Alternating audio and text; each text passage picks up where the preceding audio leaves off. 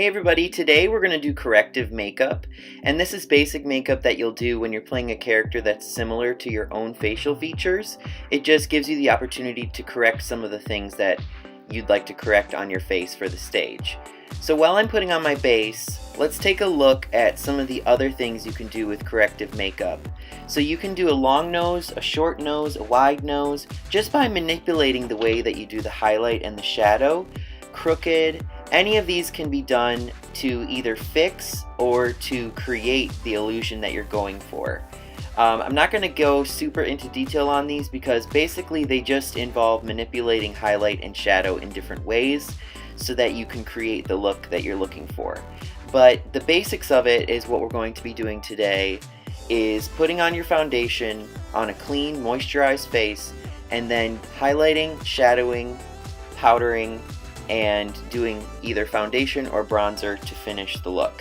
So these looks are obviously things that you can experiment with, but they're not required for you to do. If you'd like to try them, then I'd encourage you to. I'm going to upload this PowerPoint as well so you can see it in more detail. So I've already put my base color on. I used the creamy peach and I actually did 2 layers of base. I did a creamy peach and I did a layer of natural fair because my skin is actually kind of fair right now.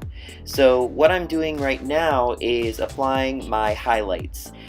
Some people prefer to start with their shadows.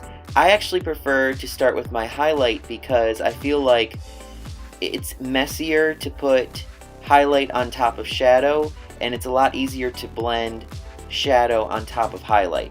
So I'm using one of my brushes right now to apply highlight to the places that I want highlighted, like the bridge of my nose, the tops of my cheeks, and my brow bone. As you can see, it's not perfect. You apply the makeup so that you can actually blend it to be more perfect with your blender later on. Right now that's what I'm doing. I'm blending the makeup in with a sponge.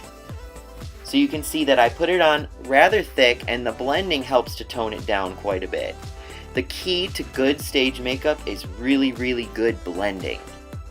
So now I'm taking a different brush, a clean different brush, and I'm using my character shadow. I'm going to apply this to the most important areas like the bridge of my nose, and you're going to see that I'm going to bring this shadow down and I'm moving it downwards to sort of fill in the gaps. I like to do like a line drawing on the area that I want to fill in, and then I pull down the color from there. So you pull down the color from the line. You never want to smear anything on. You want to keep it nice and as loose as possible so that you can blend it in. And see here now I'm working on my cheeks. I'm bringing the shadow into my cheek area to give me that nice strong jawline, and you can see that I smiled a little bit just so I could get the impression of where my shadow was supposed to go. I also put shadow in my eye crease so that when I'm on stage my eyes pop a little bit more, and I also put highlight under my eyes because I have slight bags under my eyes right now, so I'm trying to conceal that as much as possible.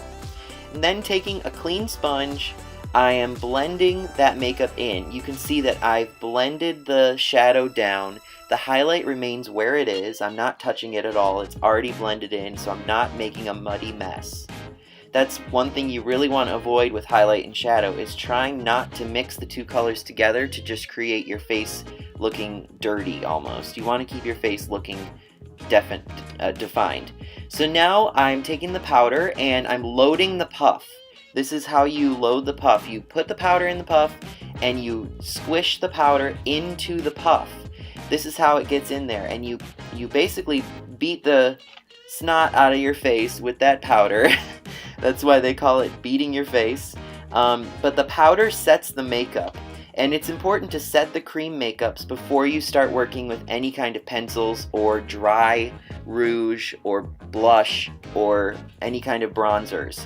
You want to set your cream makeup with a powder so that it's not going to go anywhere or smear. Now, I'm just filling in my eyebrow just a tiny bit with this eyebrow pencil that comes in the kit. You can get the eyebrow pencil to be a little more pliable by just sticking it in front of a warm lamp. That will sort of loosen the pencil so that it's easier to work with.